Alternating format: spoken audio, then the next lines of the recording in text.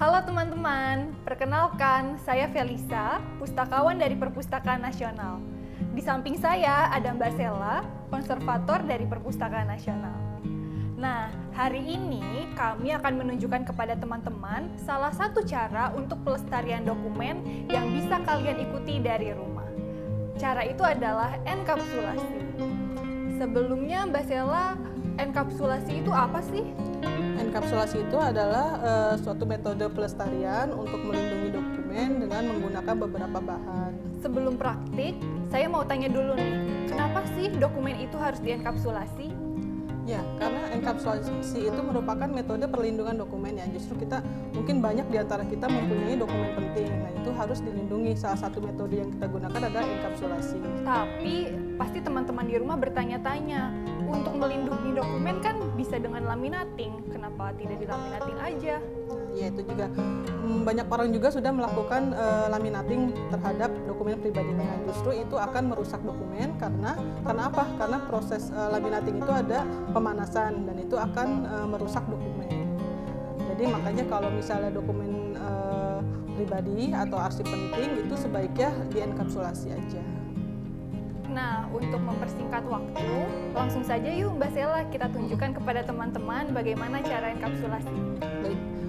Sebelum kami melakukan praktek enkapsulasi, saya akan menunjukkan kepada teman-teman bahan dan alat yang digunakan untuk enkapsulasi ya.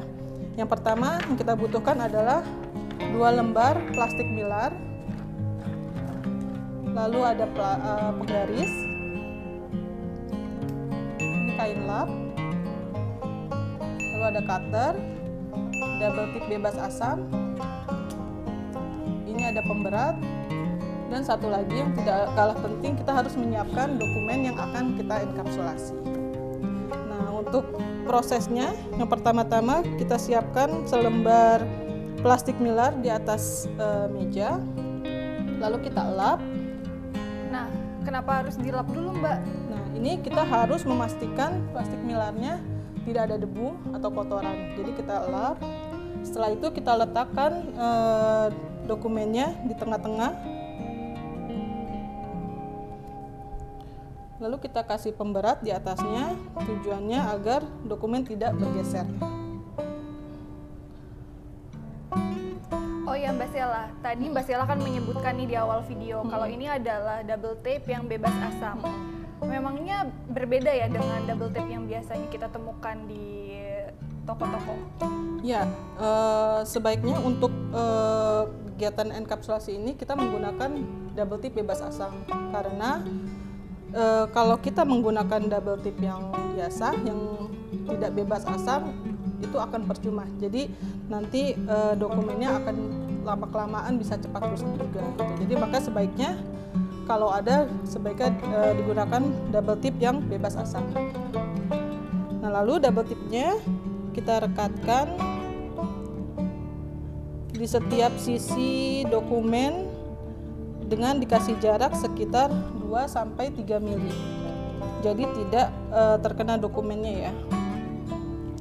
Kalau misalnya direkatkannya itu lebih dari 3 mili, itu kira-kira tetap aman untuk dokumen atau memang harus segitu Mbak?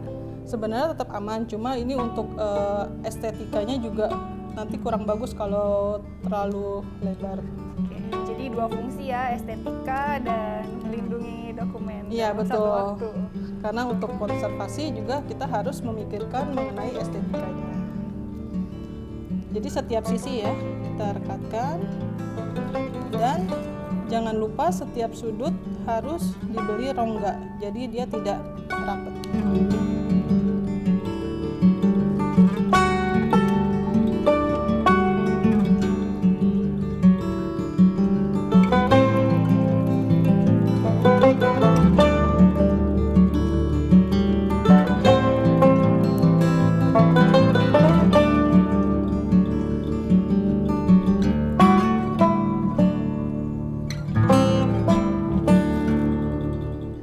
Oh iya Mbak, misalnya ada teman-teman yang dokumen pentingnya tuh udah terlanjur dilaminating, tapi sekarang mau diubah nih dari yang dilaminating mau di enkapsulasi, itu kira-kira masih bisa nggak ya? Nah, itu juga nih salah satu perbedaan enkapsulasi dan laminating.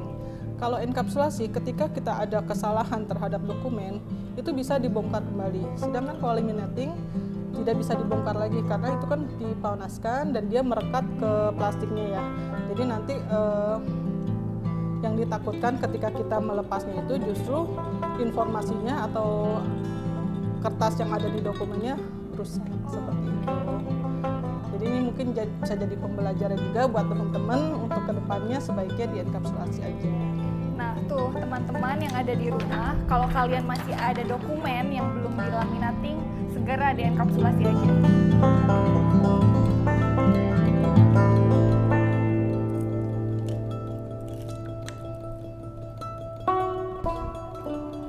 Oh ya Mbak, ini kan di sekitar double tape-nya itu nggak rapat ya, masih ada rongga. Itu kenapa ya harus dikasih rongga?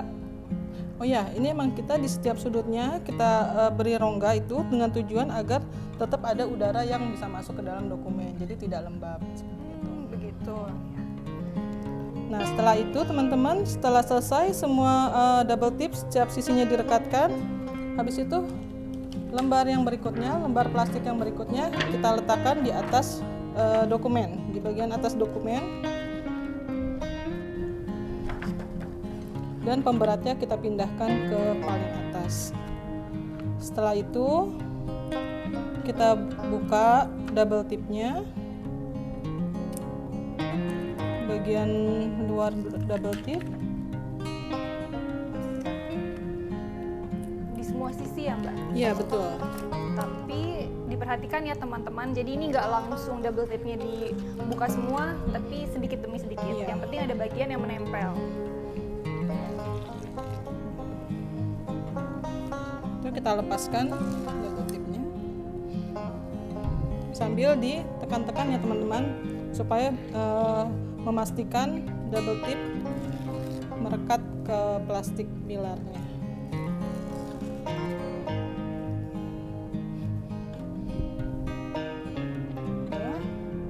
Setelah itu teman-teman bisa melakukan trimming atau pemotongan bagian yang lebih, bagian plastik yang lebih, agar terlihat lebih rapi. Kita menggunakan garis dan cutter untuk memotong.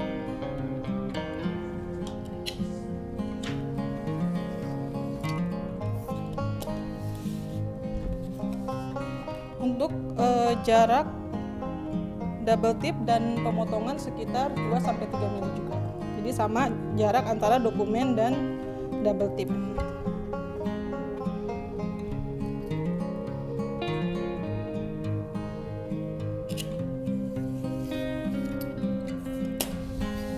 Ini setiap sisinya kita rapikan ya. Jadi nggak terlalu besar juga ya Mbak? Iya betul.